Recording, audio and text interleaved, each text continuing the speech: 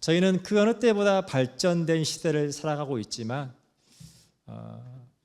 결핍의 시대를 살아가고 있습니다. 우리가 백반집에 가보면 상 가득 음식이 나오잖아요.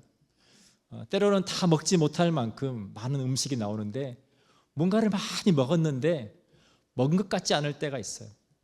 근데 오히려 한 가지를 먹었는데 그 한 가지가 정말 맛있을 때가 있습니다. 우리 주변에 너무나 많은 것들이 좋아졌습니다. 저희의 살아가는 환경과 모든 것들이 편리해지고 인터넷도 빨라지고 모든 것이 좋아졌음에도 불구하고 여전히 우리의 삶 가운데 무언가가 부족한 것 같은 그러한 것들을 우리가 경험을 하게 됩니다. 결핍이라고 하는 단어의 의미는 있어야 할 것이 없어지거나 모자란 경우, 또는 다 써서 없어졌을 때 우리가 그것을 결핍이라고 하죠. 그래서 우리가 흔히 이 결핍이라는 단어를 어디에 붙이냐면 애정과 붙여서 애정결핍 이런 단어들을 쓸 때가 있습니다. 이 결핍 지수를 테스트하는 질문지가 있는데 그 결핍 지수 테스트 질문지의 제일 첫 번째 질문이 뭐냐면 이겁니다. 먹어도 배가 고프다. 우리가 뭔가를 많이 먹는데도 불구하고 여전히 배가 고프는 그러한 감정을 느낄 때가 있다라고 하는 거죠. 제가 잘 아는 권사님께서 굉장히 재정적으로 넉넉하신 분이 계셨어요. 근데 그분이 이제 어려운 일이 생겨서 경제적으로 많이 어려워지신 후에 어느 날 함께 이렇게 만나서 교제를 하는데 그 권사님께서 제게 하셨던 말이 지금도 기억이 나요. 목사님, 정말 너무 어려워지고 나니까 먹어도 배가 고파요. 그 전에는 그냥 먹지 않아도 배가 불렀는데 어려워지고 나니까 뭘 해도 채워지지 않는 그러한 갈급함, 결핍이 있다라는 이야기를 제게 해주셨어요. 사랑하는 여러분, 우리가 뭔가 그렇게 허전하고 뭔가 마음이 그렇게 어려울 때 우리가 많은 경우에 유튜브를 보거나 아니면 쇼핑을 하거나 뭔가 다른 것들을 통해서 그렇게 채워보려고 할 때가 있죠. 여러분 어떻습니까? 채워집니까? 우리가 하루 종일 유튜브 보고 재미있는 거 보고 드라마 보고 영화 보고 이렇게 하고 나면 우리가 어떻습니까? 충만해집니까? 뭔가 내가 이것저것 물건을 사보고 막 쇼핑을 하고 나면 어떻습니까? 채워집니까? 우리가 일시적으로 그것이 우리에게 만족을 줄 수 있지만 그것이 오래 가지 않는다는 것을 경험하고 또 다른 무언가를 찾고 또 다른 무언가를 우리가 통해서 만족하려고 하는 끊임없이 채워지지 않는 갈급함 속에 살아가는 것을 경험을 하게 됩니다. 오늘 우리가 이 유월절에 대한 이야기를 지난주에도 나누었고 오늘 또 지금 예수님께서 이제 제자들과 함께 내가 너희와 함께 마지막 유월절을 먹으려고 한다, 보내려고 한다. 이 유월절이라고 하는 이 단어는 우리 그리스도인들에게 정말 중요하고 의미 있는 단어입니다. 왜냐하면 이 유월절이라고 하는 단어 안에 내포되는 의미는 뭐냐면 내가 너희 안에 있는 그 결핍, 끊임없이 채워지지 않고 끊임없이 만족할 수 없는 그 결핍에 마침표를 찍기 원한다. 그 마침표를 찍으신 사건이 유월절이라고 하는 것입니다. 여러분 잘 아시는 것처럼 유월절의 시작은 이스라엘 백성들의 삶 가운데 하나님께서 행하셨던 사건에 대한 이야기입니다. 하나님께서 이스라엘이라고 하는 아주 작은 민족을 택하셨어요. 그들이 어떤 자격이 되어서 택하신 게 아니라 그들이 너무 작아서 그들을 통해서 하나님께서 온 나라와 민족 가운데 하나님이 어떤 분이신지를 드러내시기 위해서 그들을 택하셨습니다. 근데 그들이 세월이 지나면서 그들이 하나님과 멀어지게 되고 하나님을 모르게 되고 그들의 삶 가운데 하나님께서 주신 하나님의 백성으로서의 정체성을 잃어버리고 살아가는 것을 통해서 그들의 삶 가운데 큰 결핍을 경험하게 됩니다. 다른 말로 우리는 그것을 고통이라고 합니다. 큰 고통을 경험하게 됩니다. 이스라엘 백성들이 애굽 땅에서 살아갔던 그 삶에 대해서 두 가지를 성경을 통해 볼 수 있습니다. 그 첫 번째가 뭐냐면 그들은 비록 노예였지만 풍요로운 삶을 살았습니다. 출애굽기 16장 2절과 3절의 내용에서 이제 이스라엘 백성들이 광야를 지나갑니다.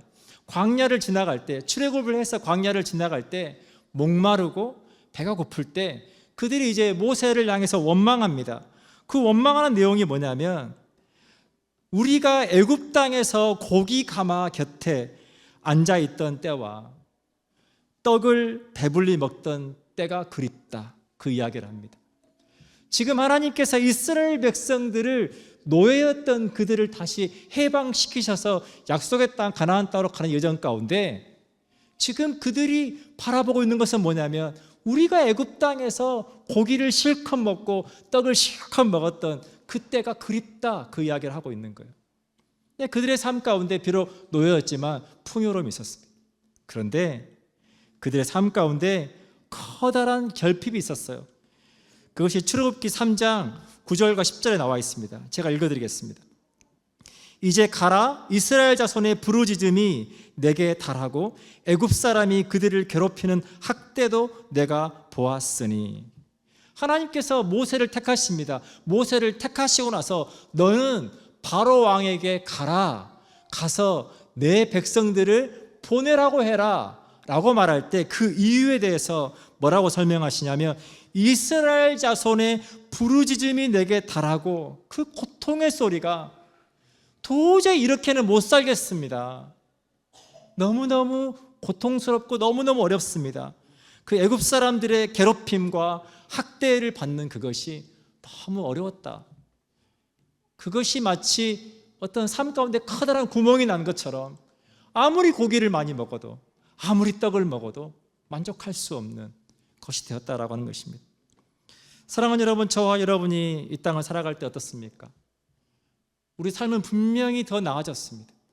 그럼에도 불구하고 끊임없이 우리가 만족할 수 없고, 끊임없이 우리가 이런저런 일로 고통 가운데, 고난 가운데 여러분 우리 살아갈 때가 얼마나 많습니까? 우리가 이 유월절에 대한 이야기를 우리가 나누기 위해서 반드시 필요한 것이 뭐냐면 하나님의 선택입니다. 이사야서 43장 1절은 하나님께서 선택하시는 것에 대한 이야기를 이렇게 우리에게 들려줍니다. 야곱아, 너를 창조하신 여호와께서 지금 말씀하시느니라. 이스라엘아, 너를 지으신 이가 말씀하시느니라. 너는 두려워하지 말라.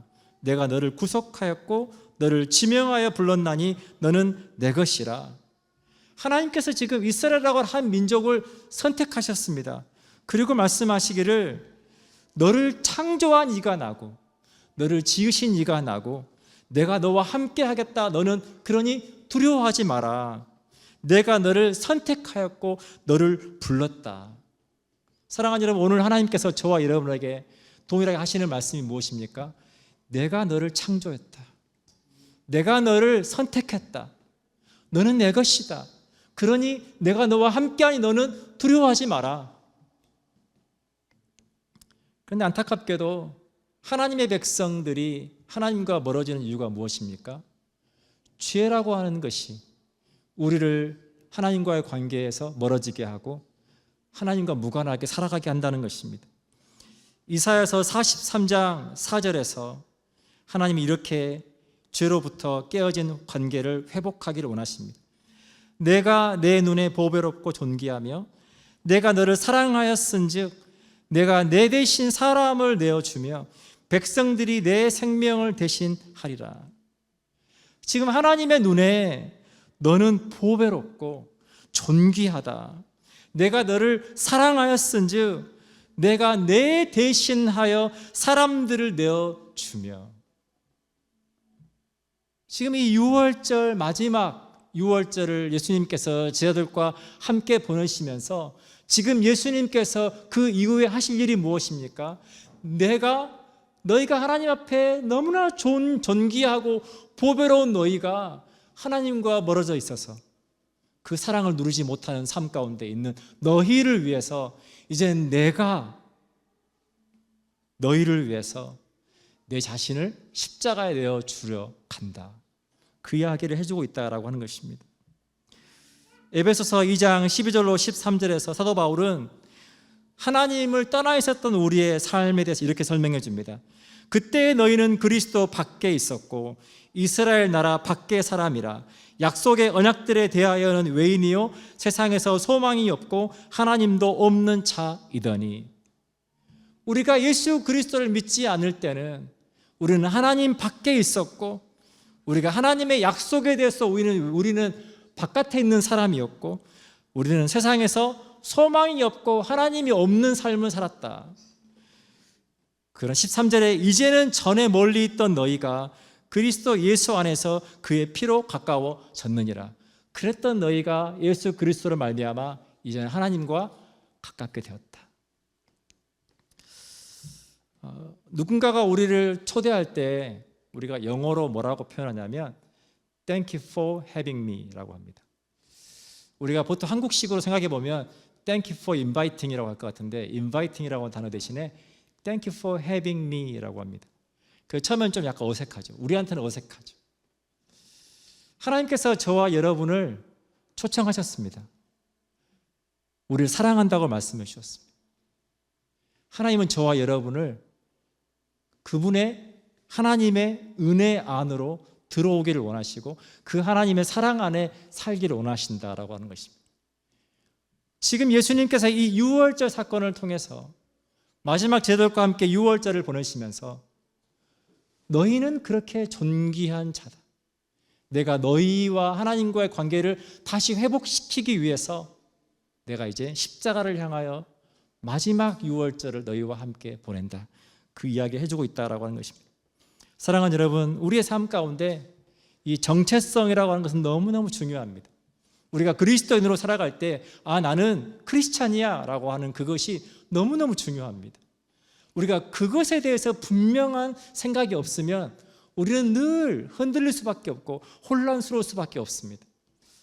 제가 필리핀에 선교를 할 때 국제학교에서 사역을 했는데 그때 굉장히 필리핀의 교육 시스템이 굉장히 좋았어요.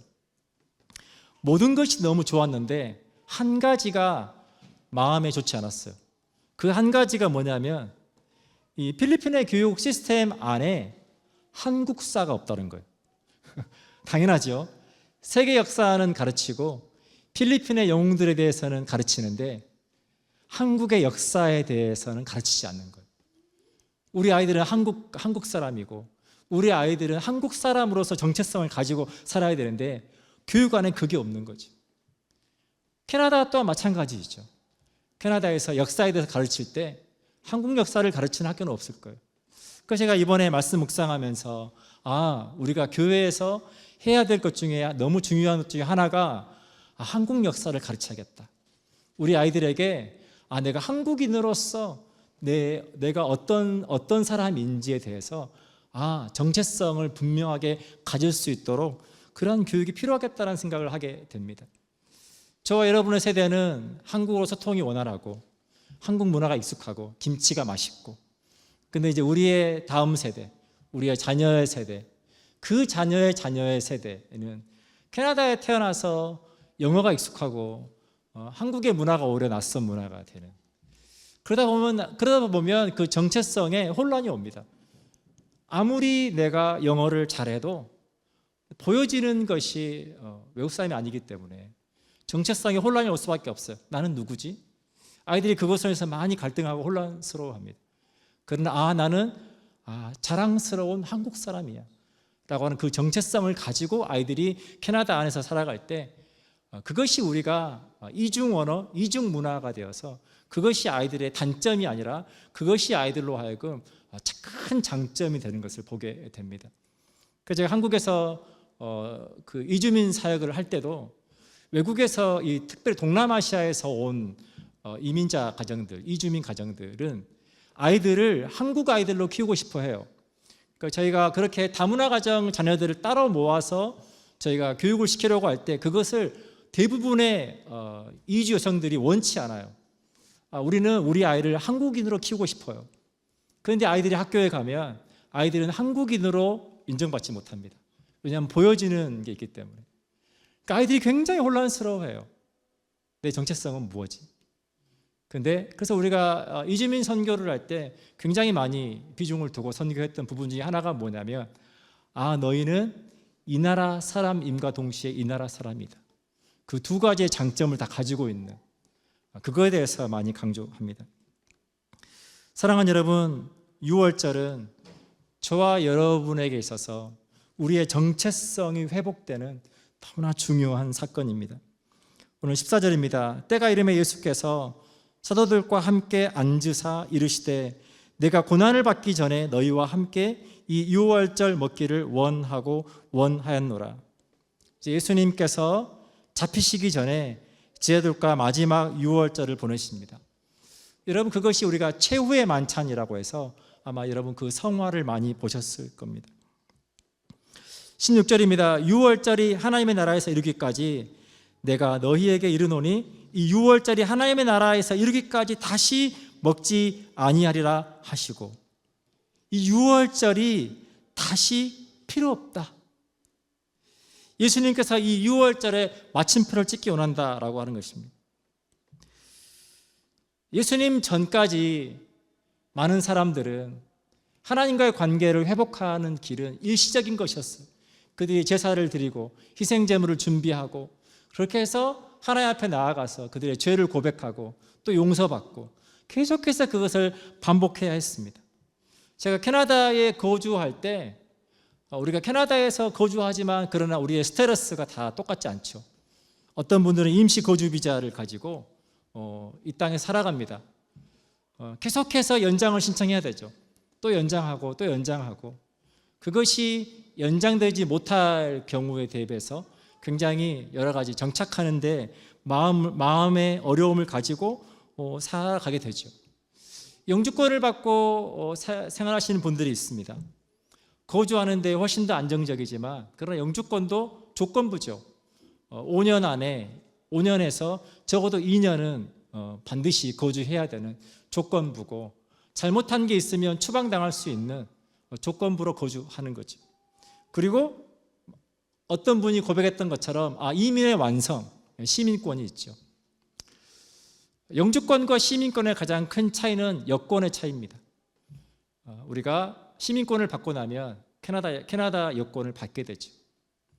사랑하는 여러분, 우리가 이 땅에서 살아가는 삶 가운데 우리가 많은 어떤 정착을 위해서 우리가 애쓰고 수고하며 살아가죠.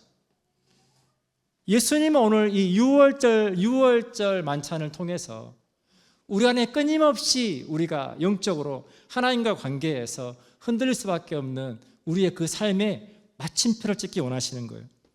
예수님께서 십자가에 못 박혀 돌아가신 그 사건으로 인해서 우리가 누리고 있는 놀라운 특권에 대해서 사도 바울이 빌립보서 3장 20절을 설명해 줍니다. 제가 읽어드리겠습니다. 그러나 우리의 시민권은 하늘에 있는지라 거기로부터 구원하는 자 곧 주 예수 그리스도를 기다리노니. 예수님께서 십자가에 못 박혀 돌아가시고 우리의 죄를 용서하시고 우리가 하나님의 자녀가 된 것으로 인하여서 이제는 우리에게 저 하나님 나라에서의 시민권이 얻게 되었다라고 하는 것입니다. 사랑하는 여러분, 이 땅에서 우리가 아무리 영주권이 있고 아무리 시민권이 있어도 그것은 영원하지 않습니다. 우리가 한국 국적을 가지고 있는 것, 이 땅에서 우리가 가지고 있는 모든 것은 영원하지 않습니다. 다 때가 있고 일시적입니다. 그래서 우리가 뭔가 그것을 얻으려고 하고 그것을 추구하고 그것을 우리가 만족을 얻으려고 할 때 그 만족은 절대 영원할 수 없는 것인 이유가 일시적인 것이기 때문에 그렇다라고 하는 것입니다. 그러나 사랑하는 여러분, 저와 여러분에게는 영원한 하나님 나라에서의 시민권이 있다는 것을 여러분 기억하시면 좋겠습니다.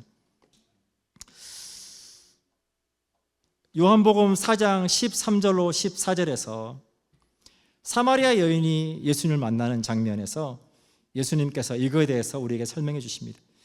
예수께서 대답하여 이르시되 이 물을 마시는 자마다 다시 목마르려니와 내가 주는 물을 마시는 자는 영원히 목마르지 아니하리니 내가 주는 물은 그 속에서 영생하도록 솟아나는 샘물이 되리라.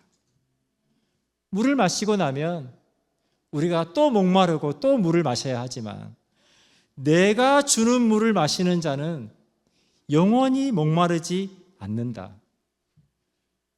무엇에 대한 이야기입니까? 물에 대한 이야기가 아니라 관계에 대한 이야기입니다. 이 물과 같이 모든 것은 일시적이지만 그러나 하나님과의 관계, 하나님 있는 믿음 안에 살아갈 때 그 하나님과 나와의 관계는 영원한 관계, 그 관계 속에 우리가 만족하고 살아갈 때 우리는 다시 목마르지 않는다. 그 이야기 해주고 있다라고 하는 것입니다. 17절입니다. 이에 잔을 받으사 감사기도 하시고 이르시되 이것을 갖다가 너희끼리 나누라. 내가 너희에게 이르노니 내가 이제부터 하나님의 나라가 임할 때까지 포도나무에서 난 것을 다시 마시지 아니하리라 하시고 또 떡을 가져 감사하기도 하시고 떼어 그들에게 주시며 이르시되 이것은 너희를 위하여 주는 내 몸이라. 너희가 이를 행하여 나를 기념하라 하시고 저녁 먹은 후에 잔도 그와 같이 하여 이르시되 이 잔은 내 피로 세우는 새 언약이니 곧 너희를 위하여 붓는 것이라. 제가 이 말씀으로 인해서 저희가 모일 때마다 온가족 예배 때마다 저희가 지금 성찬식을 하고 있죠. 나를 기념해라. 예수님은 아무런 죄가 없었지만 우리의 죄를 용서해 주시기 위해서 친히 희생양이 되어 주셨습니다. 로마 군병들에 의해서 이제 예수님께서 잡히신 후에 채찍에 맞아서 몸이 찢기고 십자가에 못 박혀서 고통을 당하는 그 몸을 기념해라.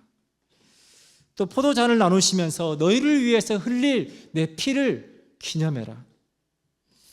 나를 기념하라 라고 말씀하세요. 근데 우리가 여기에 대해서 잘못 오해하면 내가 너희를 위해서 어떤 일을 했는지 잊지 마, 내 공로를 기억해 라고 생각할 수 있습니다. 사랑하는 여러분, 만약 예수님께서 내가 너희를 위해서 뭘 했는지 기억해야 돼 라고 하셨다면 아마 지금 전 세계에 예수님의 그 신상들이 곳곳에 세워져 있을 거예요. 여러분, 북한에 김일성 부자의 동상이 몇 개나 있는 줄 아세요? 8년 전 통계로 북한의 김일성 부자의 동상이 8만 개가 넘습니다.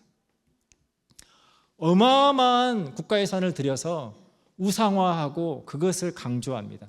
왜입니까? 그 권력을 유지하기 위해서. 만약 예수님께서 저와 여러분에게 그 권력을 유지하기를 원하셨다면 우리는 지금 도시 곳곳에 예수님의 형상을 보고 있을 것입니다. 몽골에 여러분 가실 기회가 있으시면, 제가 몽골에 선교하러 가서 울란바토르에 갔더니 그 도시에 몽골의 영웅이 있죠. 징기스칸의 마상이 세워져 있는데 그 징기스칸의 그 마상의 높이가 40m입니다. 무려 40m. 전 세계에서 가장 큰, 그거를 강조합니다. 여러분, 광화문에 가면 무엇이 있습니까? 이순신 장군의 동상이 있고 우리가 또한 세종대왕을 볼 수 있죠. 그것을 통해서 사람들에게 내가 한 것을 잊지 말라라고 강조를 하는 거죠. 근데 사랑하는 여러분, 세계 곳곳에 예수님 동상이 없습니다. 일부 카톨릭 국가에서 세워놓은 것이 있지만 우리 개신교에서는 동상을 세우지 않습니다. 여러분, 대신에 뭐가 있습니까? 십자가가 있죠. 하나님께서 내가 너희를 위해서 무엇을 했는지 기억해가 아니라 내가 너희를 얼마나 사랑하는지, 너희가 얼마나 사랑스러운 존재인지, 너희가 얼마나 사랑받는 존재인지 나의 그 사랑을 기억해라 라고 하시는 거예요.